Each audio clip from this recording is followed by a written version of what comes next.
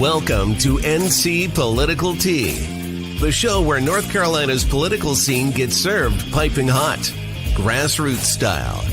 We're here to shake up the status quo with unapologetically conservative takes and a whole lot of Southern charm. From the halls of Congress to under the dome, we're exposing the deals, the drama, and the dirt that the mainstream media won't touch. Who's fighting for your freedom? Who's selling out to the woke mob? And who's about to get roasted?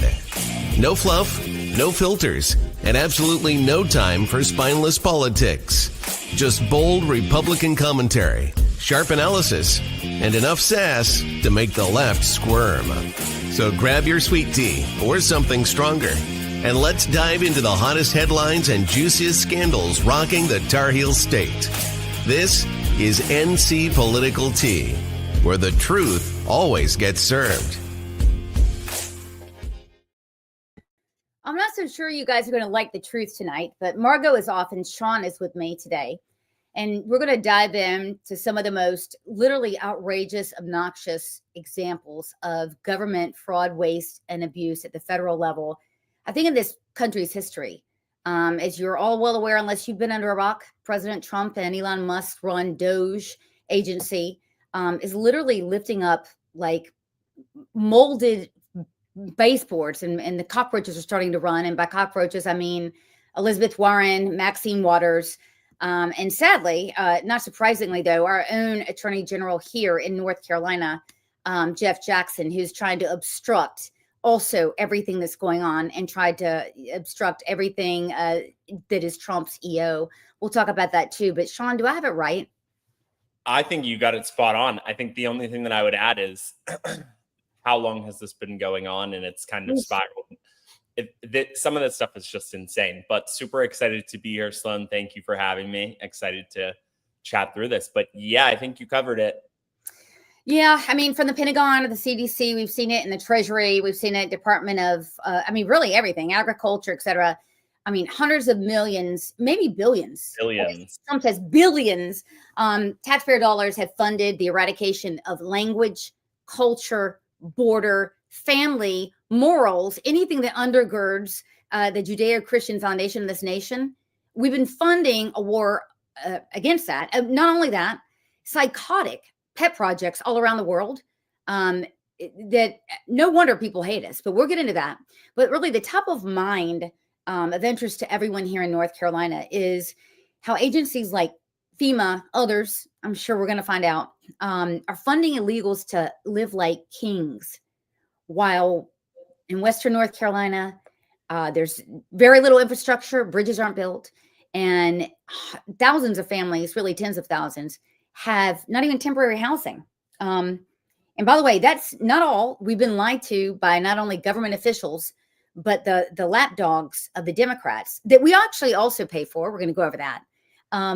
Have been calling us liars and misinformation peddlers. And so, wow, you made a video about this. Mm-hmm. I'm going to put it up and I'm going to bring in Matt Van Swol. No one knows more about the subterfuge and the BS going on and actually the truth on the ground than Matt Van Swol. We'll bring him on after your video. I love this video. This video encapsulates everything I said and then more. It's really how we're feeling. This disaster relief, this is a falsehood. Disaster relief funds used on immigrants illegally in the U.S. The fact is, no money is being diverted from response needs. That's the fact. That's the fact. No money has been diverted. USA Today. No, Biden and Harris didn't spend hurricane relief FEMA funds on immigrants. Reuters. FEMA disaster funds were not diverted to migrants by Biden. NBC. False claims about FEMA disaster funds and migrants were pushed by Trump. CBS. Misinformation has surged. I reported on this. Scam artists and bad faith actors. That's what they called me. Reporting misinformation and falsehoods. Claim federal aid being diverted to support immigrants. Falsely asserted. CNN. Trump baselessly claimed we were asked to stopped this conspiracy theory junk and told that these were crazy stories. Turns out this was a huge lie. Elon posting saying this was a huge lie by the Biden administration. Funds were diverted from almost every part of the federal government. There also appears to be evidence that not only were FEMA funds used for this, but they also tapped into your Social Security. Let this be a reminder to you that the next time that a group of people are reporting that something is happening and the entire administrative state and mainstream media talking heads come out to tell you that we are lying, there's a pretty good chance that we're telling the truth and they're the ones lying to your face. Yes, as usual. Sounds familiar, right, Matt? I saw you on it's crazy. I saw you this morning on Fox News and you literally echoed what the three of us have been saying all along, is that we're being called liars and we've been telling the truth from the very beginning.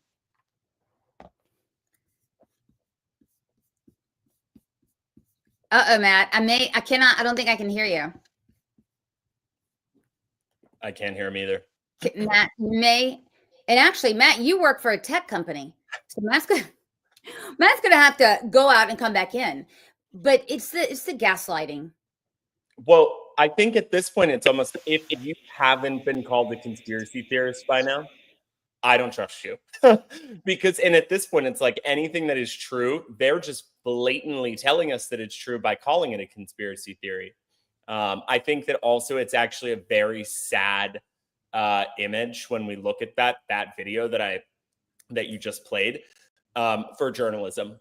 It's a sad day in America when journalists can't do their jobs and they just peddle whatever the federal government talking heads tell them. Well, as a journalist, I've written many stories, most notably one about there being transgender hospitals in the state of North Carolina looking for patients at 2, 3, and 4 years old. Absolute fact. And every news media outlet from CNN, of course, Newsweek and on down, Politico, called me a liar. And so again, it's now we're finding out, though, on the other side of it, that they're actually being paid.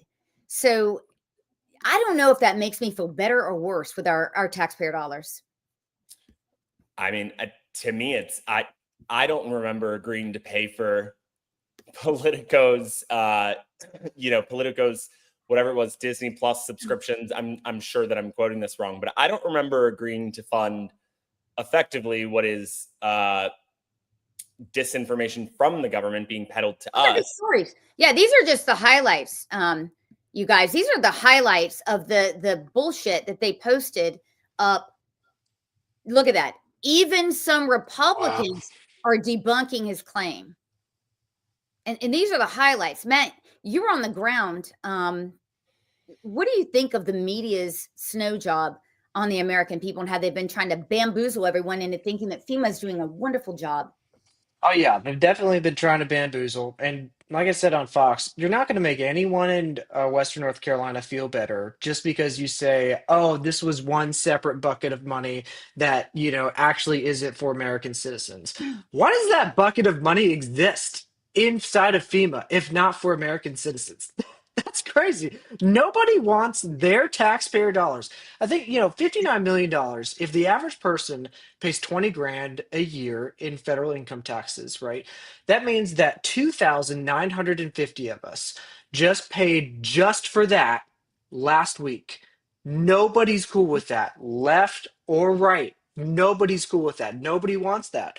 And, I think the gaslighting here is coming from the left saying, that bucket of money, well, you all were lying about where that bucket of money was going. And it's like, well, Bullshit. nobody cares. Yeah. Nobody cares. And not only does nobody care, you do not give a damn about disaster relief victims. That's what you are really saying. Because if you did, you would say, I wonder if we can come up with a creative solution to get that money to the people who need it most, not, oh, is locked in a cage and you can't have it. You're telling me that a housing grant from FEMA can't place housing for people in Western North Carolina? That's not how it's going to work. That's just such a stupid thing. Like, these people are so uncreative. No, they're full of shit. And it went to illegals. And like 5 minutes after you got, maybe 10, after you got off of Fox, here's what happened. Now we know. Now they're totally ago, true. we received this together. We received a statement from the DHS regarding the $59 million sent from FEMA to New York City migrants last week. So, quote, 4 employees and unilaterally making the egregious payment for hotels for migrants in New York City. We have not what have we been saying? Yep. And look, here's the deal. This makes it even worse. Sorry, guys. I'm interrupting. I'm gonna calm down. Y'all have made your videos. You've been on air. This is the first time I've been on air to register about this. I'll calm down. But look, this is a godforsaken shithole that once was the Roosevelt Hotel. I lived in New York for 3 years. I know this place. This is what it looks like. And I'm just going to tell you, this is the a-hole, Chuck Schumer. I'm Jewish. We do not claim him. We do not claim him. This is Chuck Schumer who had something to do with selling the hotel to Pakistan, and they actually own it. Is that what I understand now? Is that true? That's crazy. Yeah, that's correct. And so and not only was he involved in that, but also all of the money that we're paying to these hotels are going to individuals, private owners of these hotels. And Elon said today that we're paying 2 times the normal rate. It's like, can the corruption get any worse? I Yes. don't feel like it can. Oh, yes, it can. And we're going to go into more of it. And Sean, you're right. Like, how long has this been going on? Yeah, I mean, and to Matt's point, can the corruption get any worse? I mean, it's bizarre to me that we would write a check to these, like, who negotiated these deals? Hey, we're going to fill every single one of your hotel rooms and we're going to pay you twice your average nightly rate. Like, who negotiated this? Well, I'm sure it was kickbacks and whatnot. If Chuck Schumer was involved, he would sell his own mother, for a dime. It's terrible. Yeah. It's just terrible. Yes. I can't even wrap my head around it. But going forward, so Matt, I mean, you're on the ground and you know the new leader of FEMA. They're in action. Tell us some of the things that are going on. Yeah, so they've really ramped up in the last week and a half or so the cleanup efforts here. So they've got these brand new Ponzi machines, is what they're called, and they're just going through the waterways and picking up debris, which is the first time they've ever done that in Buncombe County. And of course, I got slammed for spreading misinformation about it, which was completely stupid because Brian Enton went out from News Nation, who's fantastic and a good friend now.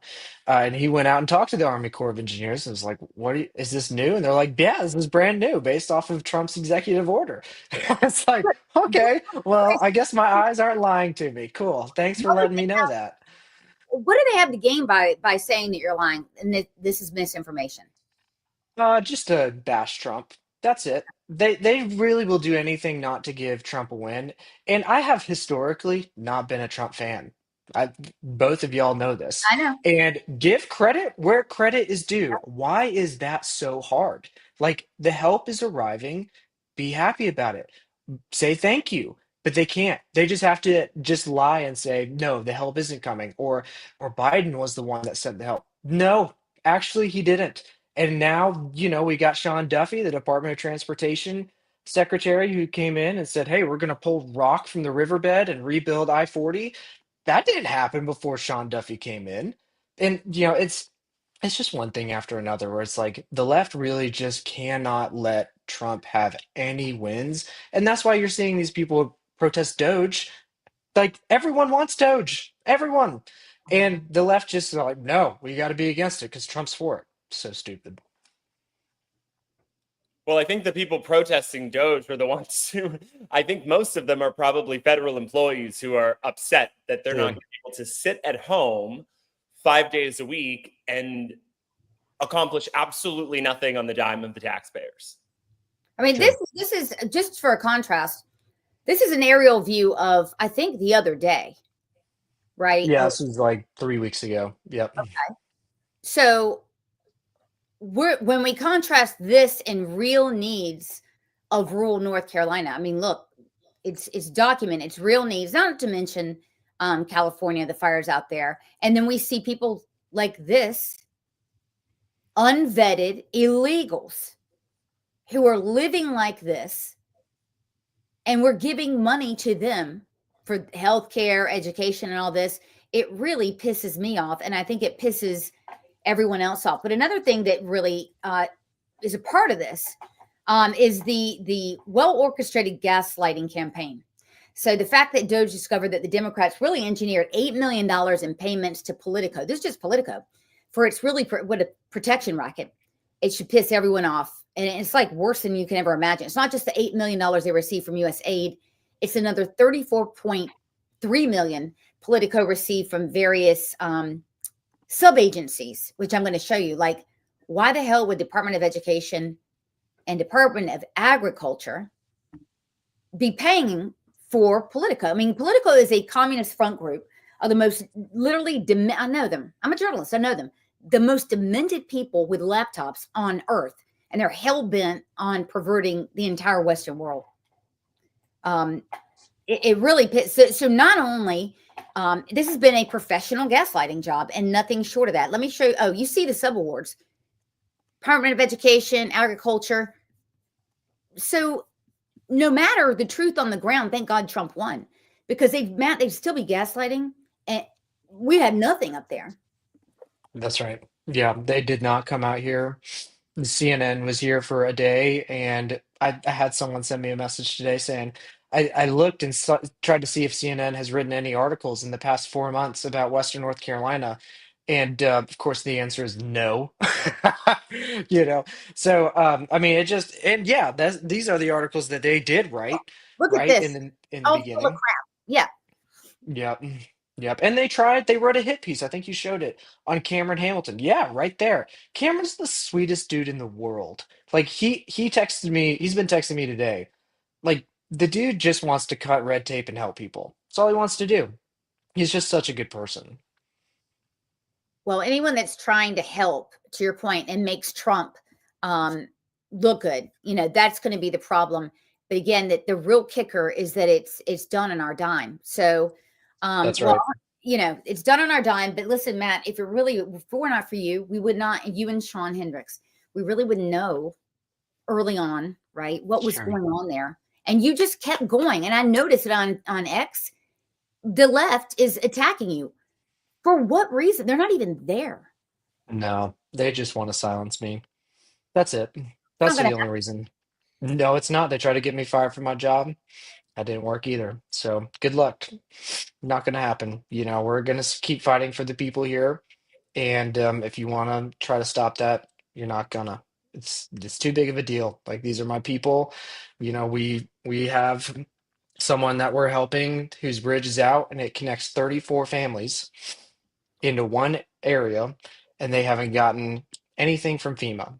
Okay, that's why I'm screaming, right? And that's why we have all been screaming this for 4 months straight, is that the thing is, people actually get hurt when the government is slow, when the government has tons of bureaucracy, and when the government is corrupt. People fall through the cracks, and it's okay to scream about it, and it's okay to make some noise because people are hurting and they need help. That's well said. Very well said. Well, thank you very much for coming on. A little bit later in the show, we're going to have on Auditor Dave, who's the first Republican Nice. to be, first Republican ever to be elected to auditor. And he's put up, as you know, today, a Helene recovery dashboard. So we're going to get I into that. saw that. That's awesome. Yeah, we're very excited, and he's been up there, and I think you've met with him. He's very serious about this. So, That's great. Love to hear it. all right. Well, thank you very much, and we'll catch up with you soon. All right. Bye. See you, Sloan. See you, Sean. Bye. Bye. Okay. So, he really soft pedaled it. People die when the government is inefficient. And I think that the piece that really gets me is, and I know I haven't looked yet, but I know that your Harry Sisson and all of these other left-wing lunatic influencers that are out there peddling this garbage are going to be doing the same thing to this. And it's just mind-blowing to me that any sane person can look at $1 billion mismanaged. I'm sure at the end of the day, it's going to be billions and billions and billions of dollars mismanaged. and look at what's happened in North Carolina and look at what's happened in California and still defend the policies. Like, it's mind-blowing to me, and it's un-American. And quite frankly, I mean, I think it's cold and heartless, but they're going to do it anyways. Well, they're going to do it because they're Democrats. Yeah, at some point, I mean, there's got to be either you're a completely evil person, or there's some cognitive dissonance that happens, and you're like, wait a minute, I'm full of shit, and I'm going to change. Yeah. That's what happened to me, and I became a Republican. So I want to just, I mean, so we're talking about, the mismanagement of FEMA and other other departments within the federal government. But I just want to give you guys an example of the international lunacy that's being done in America's name. Let me just set the table with this. Have you heard about, I mean, this was reported a couple of days ago that, let me start out by saying Bangladesh is a fundamentalist Muslim country. Okay.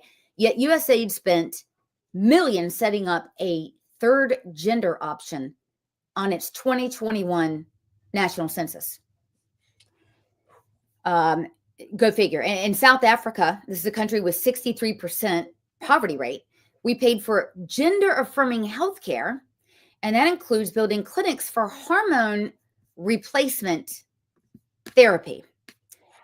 In Kosovo, another Muslim country, we paid for Transgender Recognition Day. And finally, we funded a toolkit to enhance, I want to get this right, the security and protection of LGBTQ organizations in the Middle East and North Africa. So maybe now we might know of another reason that Arab countries think that we're a damn joke, Sean. I don't know. I really don't know what to say about this other than it's absolutely perplexing to me. Like, this is such lunacy, Sloan. Like, this cannot be real. And the other thing too, I was going to say when we were opening, we are literally funding the opposition. Like, we are funding both sides of the war that we're fighting. Like, it doesn't make sense to me. The thing is, what I just told you, like, at first blush, I would say that programs that use like diplomatic cover and like a humanitarian veneer, that could be useful in like a Cold War style spying program or regime change to bring a country down. So that at first blush, I'm thinking, these programs I just told you about, that's pretty cool if you're trying to bring a country down. Except the problem is Democrats are funding the exact same shit here in America. But I want to know if these hospitals and these like clinics were ever even built, because to me, it feels like a whole lot of money going to places that don't need it. They aren't asking for it. They have absolutely no use. I mean, you're talking about like who asked for a transgender clinic in the North Horn of Africa? I mean, what? They're some of the poorest countries in the world. And we think, like, it's so naive to think, oh, these kids need gender affirming care. First of all, because gender affirming care has no place. It doesn't exist. Gender affirming care is not. There's two genders. Hello. I mean, and by the way, we're the only dumbasses in the world right now that think otherwise or that thought otherwise. And it's perplexing. And honestly, it comes back to, like, I just don't know if these clinics were ever built. It's the story too. Someone just tagged me in something the other day about how we spent hundreds of millions of dollars to bring electricity to these, you can't call them towns, like these tribes in Africa. And it got there and they're like, we don't want this here. And they're freaking out because they're like, we don't want this. This is crazy. They don't want it. They didn't want it. They didn't ask for it. We spent all the money to bring it there. It got there. They freaked out. So we took it down. Like, oh God. Okay. Now, I don't think that a lot of them were built. I think it's money laundering, and I think there's more to it. I want to see people prosecuted. It's not enough for them to be fired. They need to be prosecuted. So look at the stuff that's done in our name in our own country. So this is just the highlights from the last 2 days. 29 DEI training grants totaling $101 million. $101 million can go one hell of a long way in Western North Carolina, as we just saw a video of, to help students understand and integrate the complex histories involved in oppression and help students recognize areas of privilege on an individual collective. What the fuck? What does that mean? Honestly, I feel, I feel two things. One, I feel naive that I wasn't applying to get these government grants and starting crazy things like this. Like we could have been so rich, Sloan. You're gay. I'm Jewish. They wouldn't give me any money. You get the grants. I'm out in the cold. It's so bizarre. I can't. Second, though, we've been fighting again. Like we've argued against, payments for slavery that existed, even though no one in my family has owned slaves. All of these things. Imagine if you took all this money together and pulled it together. You could have given a check to everybody in the country. Right. Or we could have saved our taxpayer dollars. And that's really, I mean, that's the point. This is not their money. And so when I see these protests and these people out of work, it's like, dude, we're paying your salary and for this bullshit. DLM, they're not teaching, they're indoctrinating future racists. You know what? They've actually done studies, high-powered studies that have borne out exactly what you said. By the way, if you paid me $1.5 million to observe mailing and clerical operations in a mail center, hook me up. It's insane. So, like, people who manage, first of all, if the federal government was a private or was a publicly traded company, it would be defrauding your investors. We would be, every single person that was in the board of directors would be in prison because there is no other. Yeah. This is 100% fraud. It's fraud. You defrauding your investors. Okay, so that you would think that USDA would be sacrosanct, but you'd be wrong. So $9 million came from removing these programs. Central American Gender Assessment Consultants. Guys, I mean, what? Brazil Forest and Gender Consultant Services.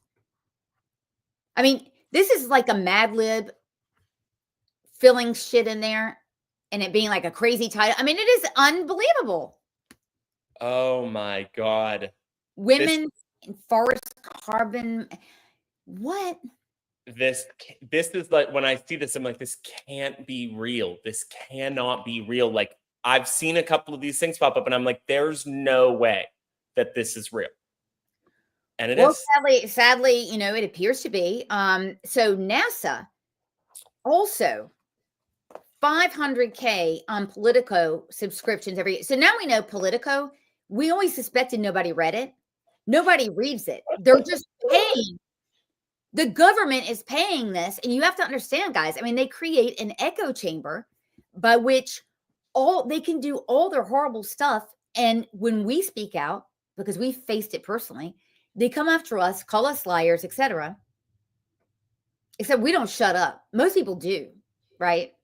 Yeah. No, I mean, we've talked about this before. When I lost, career opportunities, when I was stripped of the career that I had spent the first, portion of my life building, I doubled down and I was like, absolutely not. I'll never be silenced. I'll never be blackmailed into silence. I'd rather be poor on the streets and screaming about, this stuff than employed in corporate America. But it's what it is it's federal, it's taxpayer funded. Yep. Propaganda. It's propaganda. This is propaganda. They've lied repetitively. They're pushing narratives and we're funding it. And it's very reminiscent of some like Chinese, Russian. This is Russian Pravda, except for I don't even think they were dumb enough to pay for it. They just had a government apparatchik.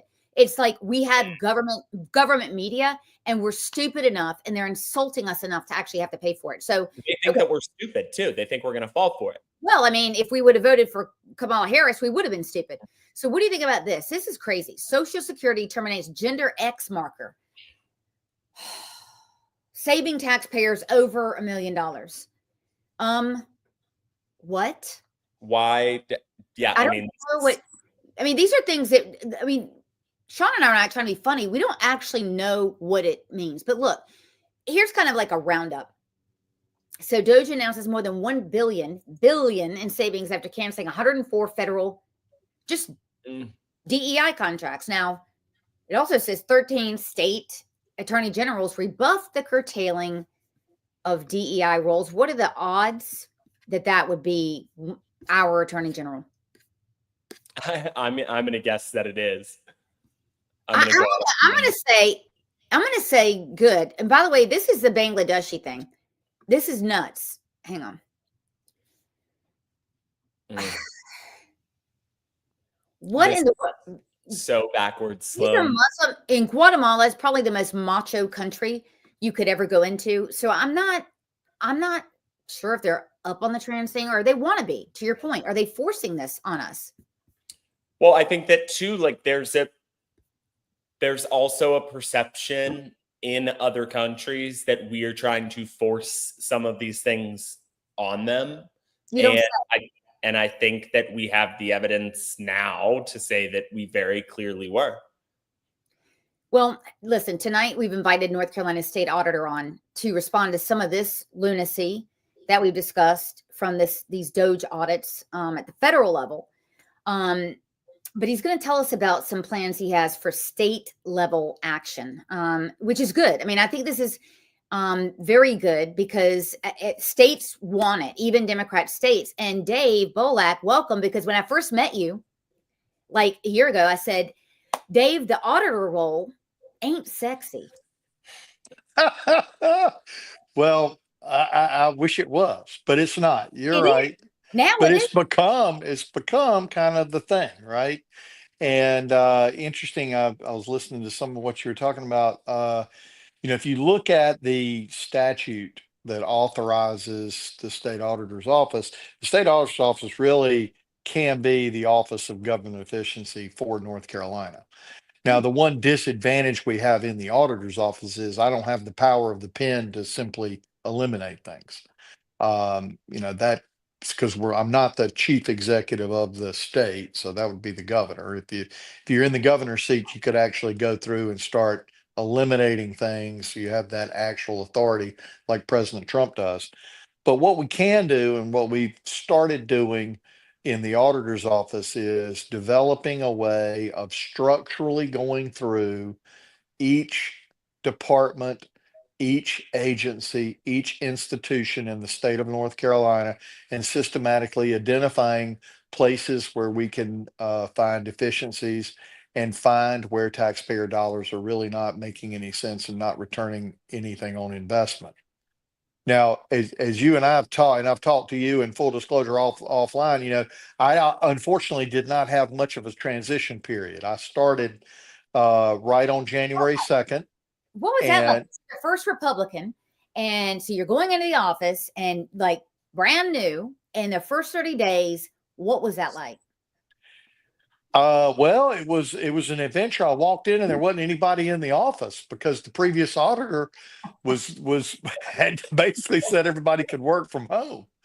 And so it was a little bit surreal. I'm just be quite frank with you. My 14-year-old son told me that I was kind of like the movie The Santa Claus with Tim Allen. I put the suit on, so I guess I'm the boss, right? And so I showed up and just got to work. I mean, putting a team together. We brought in a good mix of folks who have some institutional Raleigh knowledge, that are right thinking, and that are generally conservative. And then we brought in some folks that are non-Raleigh people, which is really important to have people that have not been a part of state government. So when they're in the room, they are able to really help keep me focused on North Carolina and remind me that there's a lot more of North Carolina outside of Raleigh than there is inside of Raleigh. And that's been important. But first things first, what we've started with is making sure that we can do the bread and butter financial audits that are required by the general statutes. Second thing we've started working on is my campaign promises. And there are two or three of those that we've worked really hard on. First is North Carolina DMV. As a matter of fact, we've instigated the first part of that audit. We're doing a floor to ceiling audit of the Division of Motor Vehicles, as I promised on the campaign trail. And Sloan, you heard me many, many times talk about this. And the way we've designed it is instead of trying to eat the elephant in one bite, we're gonna accomplish a series of individual audits focused on parts of the Division of Motor Vehicles. And as we finish Make it each in painful. Make it yes, painful. that's exactly right. We are making to your point, if you do it right, it is getting in the minutia. And so for part one is spending and budget, and that will entail every single line item of the Division of Motor Vehicles spending. And let me say this, one of the great things that we really walked into is an underutilized team, I think, in the auditor's office are data analytics, computer scientists. And I put them to work and they've helping me design these logarithms and ways to take a look at each one of these spending items. Now, the one thing about the state auditor's office that I'm again, like I said, I unfortunately don't have the power of the pen like President Trump. So we're going to structurally do it. So we're starting with DMV. We're gonna do these individual focused audits one at a time, and we're going to release them as we complete them, and then we'll compile them in an anthology. We can Uh, raise hell about them because I do want to put this up here because I've sure. covered this for a while. You know, you have the authority to report any suspected wrongdoing to the SBI or the state ethics committee. I mean, you don't have obviously the oversight to prosecute, right? And so Right. we've seen Well, these every year, though, Dave, is everybody seems to fail their audit every year.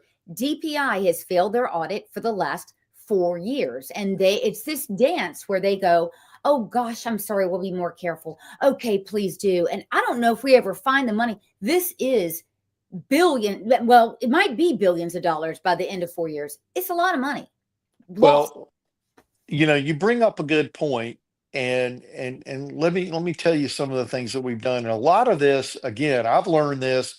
We're on day about 40, and I've learned this through the office. The former appointed auditor and even former elected auditor, they had a different lens that they looked at audits through. And and I'll give you a really good public example, and that is Fayetteville State University. So Fayetteville State University was audited, and in that audit process, there was a P card, which is basically a university credit card, that was utilized by an employee for personal expenses, thousands and thousands of dollars. The audit was released on Fayetteville State, and it was released from the perspective of how can how can Fayetteville State University learn from this and Better. do better and Yeah. that kind of thing? And then they stop there. So one thing I want to tell you and your viewers, and this is something that I talked about on the campaign trail. I restructured, and that's one thing we've already accomplished, completely restructured the investigative unit of the state auditor's office. State auditor can audit and investigate. So I hired a 20+ year prosecutor. She has got a lot of experience doing everything from traffic court to first degree murder cases and rape cases. She understands the criminal justice system and how to investigate, how to get to the bottom of something. She has put together a fantastic team that actually I worked with this morning. We're doing a municipal audit. There's a municipality in North Carolina in real trouble right now, and there's some really bad things going. And we sent them in yesterday at 8:30 in the morning, and they were already back from the municipality in our office putting the report together. But what I've committed to doing is, to your point, Sloan, going that next step, where you have a situation where you have an employee who has misused a card and gained money, basically stolen money. Right. We are going to pursue prosecution. Our money. And it's our state tax dollars. We're pursuing prosecution, and I will tell you, maybe the first time I've announced it publicly, but I've reopened the Fayetteville State audit because it's time to move forward, go to the end of the row. And I have committed to that because it's a deterrent. If people don't respect the fact that the state auditor is coming in and getting actually to a finish, I have no integrity. You But guys also, what stops the So next we've got a real opportunity in the auditor's office. I do believe that it is a sleeping giant, so to speak. I do believe that there's an opportunity to be the government efficiency agency. I just need to do it in a structural way because I can't make mistakes. I mean, we're not going to get it always 100% right, but I can't make major mistakes as the state auditor. Otherwise, Sloan, I just won't be taken seriously moving forward. Yeah, and I don't think auditors have. Well, I think So I guess we're really we've got a great opportunity. Are you able to hear me, Sloan? Dave, can you hear me? Yep. He might not be able to hear me. Are you good? Yep. You Yeah. got Sean, any more questions for me? yeah, Sean. Yeah, Dave, are you able to hear me? Can Where's you? Sean? I don't think you can hear me. But Sloan, I guess my question is, if we don't Well, don't forget, Sloan, I got Board of Elections coming up on May 1st. Yeah, you got Board of Elections coming up. Sean, what did you want to ask? Sean wanted to ask a question, but I don't think you can hear him. So Yeah, pass it through, Sloan. Yeah, I can't hear him. You know what the question is? yeah, If we don't prosecute Okay. these individuals, then what's to deter the next state employee from grabbing the card and using it? Like there has to be a consequence, or else there's just repetitive fraud. Yeah. So Sean is bringing up a great point, and it's one that you ended on. That look, two things happen whenever there's no follow through and oversight and consequences. The public has seen so much of that, and the reason why I think you're seeing demonstrable approval rates for Trump is because people in general are tired of not seeing consequences. And so when we read audits like this, it's insulting to you. It's sort of like, Dave, why am I here? Sure, I'll do an audit. It'll cost the taxpayer $1 million to do an audit. Let's just say of DPI. I'm picking on them. Not unfair to pick on DPI, by the way. Hell no. The guy running it, you need to audit, honey. Audit everything. And for the last one too. But so what Sean is saying is the same thing we are, that you're going to build in consequences. And I think I want the public to understand, when you have a prosecutor who's in this role, it's one thing when you don't have any legal experience and you just compile a bunch of facts, and then a DA has to curate those and find a case, versus bringing an actual case and saying, great, all you need is an ADA and this to sign up on this. I have written it. We can win it. Am I on the right track? Sloan, you're exactly right. So here's the plan. And this is what we set up in the investigative unit. Like I said, the lens they looked at it before was agency only and how to improve the agency. And we're not going to leave that we're not going to throw that out. We're going to compile the report that is for the agency. We're then also going to compile a confidential report, which will be written in prosecutor language, that will go to prosecutors, the DAs, or the Conference of DAs, and the SBI, for example, or whatever law enforcement agency we decide to utilize. And then attached to that will be our work papers, the exhibits in the correct order. So basically it becomes, to some extent, a paint by numbers for a prosecutor. You're giving them the case. And that's our responsibility. And I don't believe that the auditor's office has done as good a job with that in the past.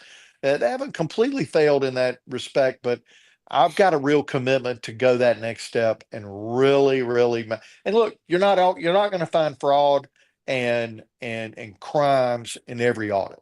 But when we do, we've got to follow through. And if we don't, we lose all credibility. Sean, did you want to follow up? Can you hear Sean for one last question? I was just going to say, really not a question. I can't hear him, but if you can, tell me what the question is. It basically becomes like a criminal referral. Because I'm glad to answer any question. It's really exciting. I'm really excited. I'm excited about the strategic plan that we're putting together for the long-term vision of the office. We've started the DMV. I'm actually meeting personally. I'm going to Rocky Mount Friday, not this Friday, but next Friday, to sit down with the DMV sort of leadership myself with my team.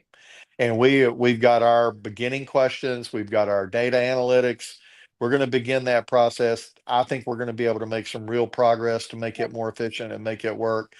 And our strategic plan will take a look at, to your point, how do you handle and how do you really, in an organized, effective way, and the key there is effective and impactful way, audit DPI and then school systems across the state of North Carolina. That's the long-term plan. Great. Well, thank you very much for coming on. Everyone's excited. I have to retract my earlier statement from a year ago. This is a sexy position now, thanks to Trump and thanks to Elon Musk. Yeah, the position is. The auditor may not be, but the position is. Okay. Baby steps. Baby steps. All right. Well, thank you Baby. very much for coming Thanks, on. Lynn. I appreciate it. We'll talk to you soon. At your service. Hope you guys have a great week. You too. Bye-bye. So I'm liking it. I'm liking the consequences. I love it. I love that the background from a prosecutor standpoint, being able to actually almost write a criminal referral and say, this, here you go. And now now one of the other questions that I had is, so obviously this is a unique situation, right? Where he doesn't have necessarily the same situation that we have with Elon and Trump, where they're kind of both teaming up to fight this. We aren't in that position in North Carolina. So what is the lever that we can pull? Is it public? Well, really what I wanted to ask him too is, and I'm not going to, this is just between us, but all of you guys, North Carolina has been under Republican control for 15 years, right? So I wanted to really ask him. Under Democrat control. No. I'm glad you said that. The way that it works in North Carolina is this. The governor serves as a figurehead. Okay, control of the government, whether it's appropriations, legislation, and a lot of appointments for boards, that comes from the General Assembly, the House, and the Senate leadership, which have been in control of the hands, either majority, supermajority Republicans. So here's really what I wanted to ask him. What is the appetite, and we don't know yet, but what's the appetite for a DOGE type of inquiry into the pet projects of, Republicans? Because I read these biennium budgets and they piss me off. They piss me off because, yes, Democrats put stuff in it, but the Republicans are responsible for writing the budget and getting it passed. So, well, I think that's also, if DOGE on a national level has brought anything to light, it's that not a single Republican in Congress can tell me, they cannot look me in the eyes. They can't look their constituents in the eyes and say that they are fiscally conservative, because you screamed about balancing the budget. You screamed about reckless spending, and you passed it every single time.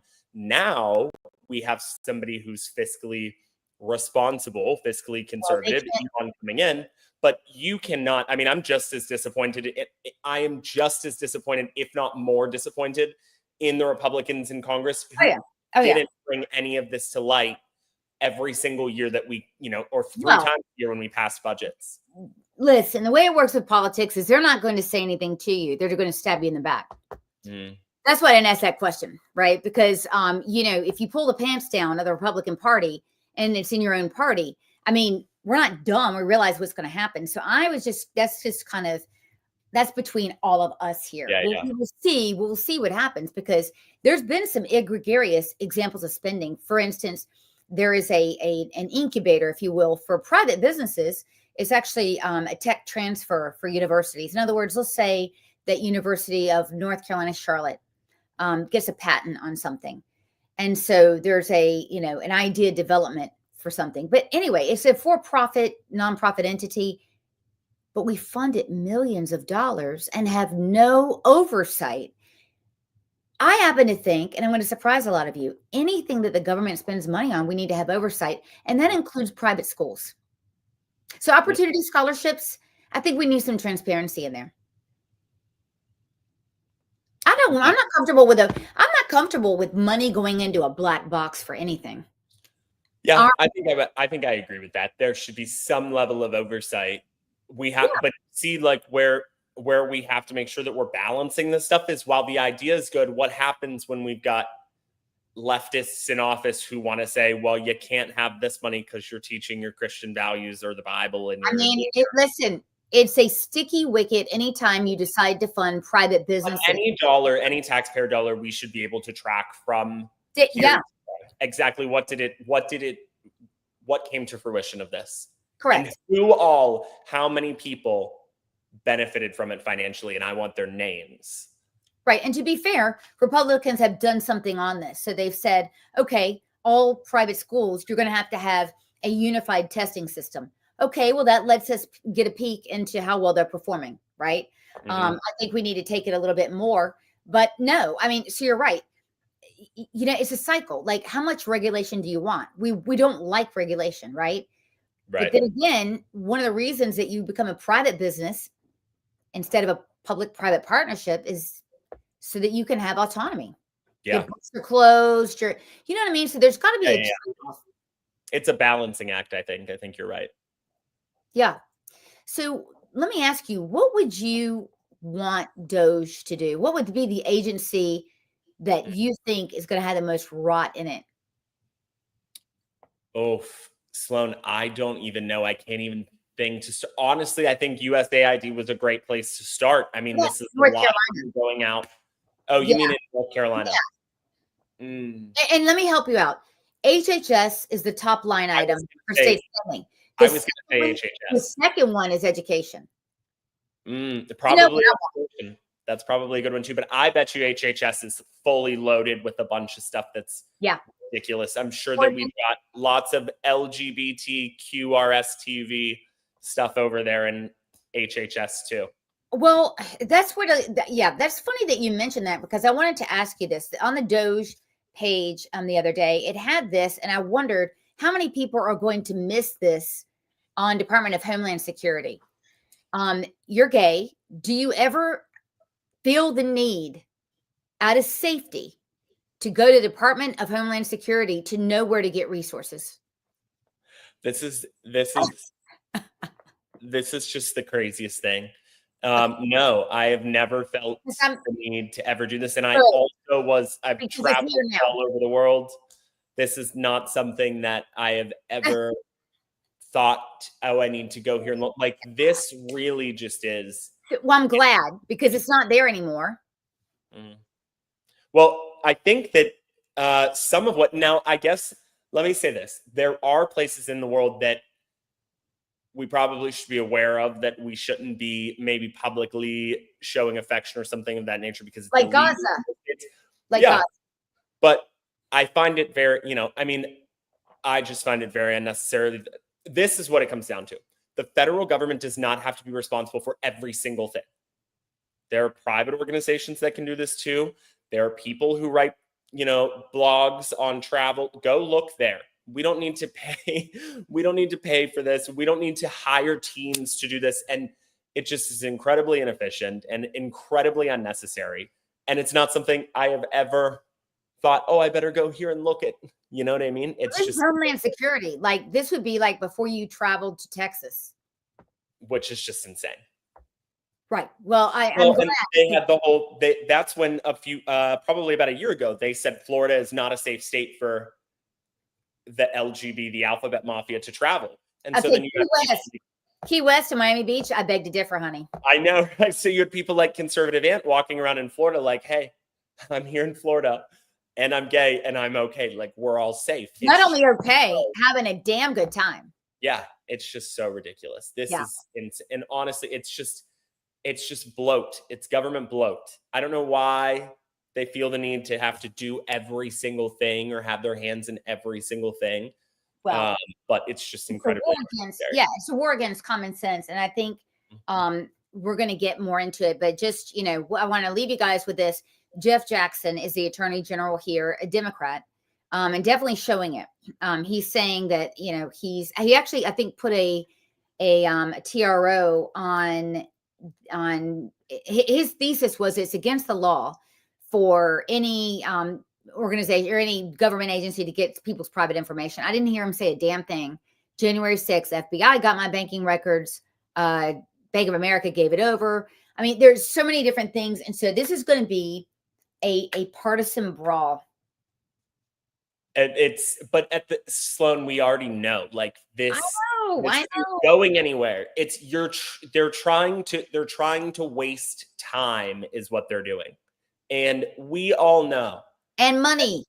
And money. And more. We all know that Trump has the authority to give, this assignment to Elon. And we all know that the federal government has this information. It's bizarre that someone thinks there is no legal justification to stop this process. It just simply doesn't exist. He has the authority to do it.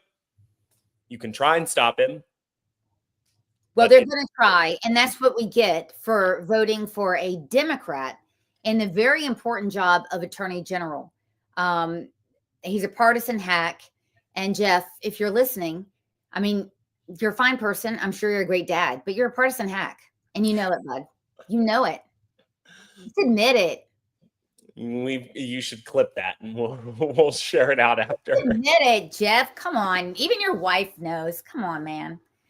Anyway, all right. Well, thank you guys I mean, this show has been cram packed and it's been, hopefully you guys got a lot more out of it rather than a rant. You got some real nuggets that you can take, share this with a bunch of people. Because Sean, I think it's valuable when you're doing these videos. I love when you're doing clips where you're showing facts on your video so that you can share that with people. Well, I think too, the one thing that people need to be more mindful of, I think that we all need to try and be more mindful of it, is how quickly things are memory hold.